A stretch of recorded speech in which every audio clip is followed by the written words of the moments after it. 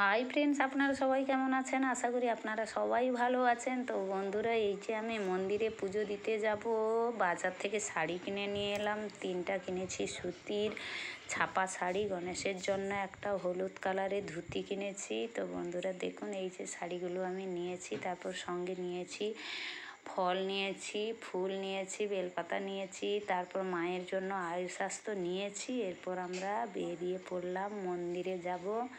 তো এই যে মন্দির থেকে বেরিয়ে এবার আমরা বাড়ি থেকে বেরিয়ে গেলাম, মন্দিরে পৌঁছে গেছি। তো মন্দিরে গিয়ে দেখি পুজো দিতে কেউ আসেনি, আমি একাই এসেছি। এই জন্য ফল কেটে নিলাম, ফল কেটে তারপর কলা ছাড়িয়ে ফুল সব কিছু গুছিয়ে ব্রাহ্মণ ঠাকুরকে দিয়ে দিলাম। তো বন্ধুরা দেখুন, এই শাড়িগুলো মাকে পরিয়ে দিয়েছে, খুব সুন্দর লাগছে। ক্ষীরভোগ দিয়েছি, ফল ভোগ দিয়েছি, দুধ কলা নিয়ে গেছি। মাকে তো শাড়ি পরানো হয়েই গেল, এবার পুজো তো হয়ে গেল। এরপর বন্ধুরা দেখুন, এই পাশে মনসা গাছ আছে, এই যে বাপন পাশে মনসা গাছ আছে, সেই গাছে দুধ দিতে হবে।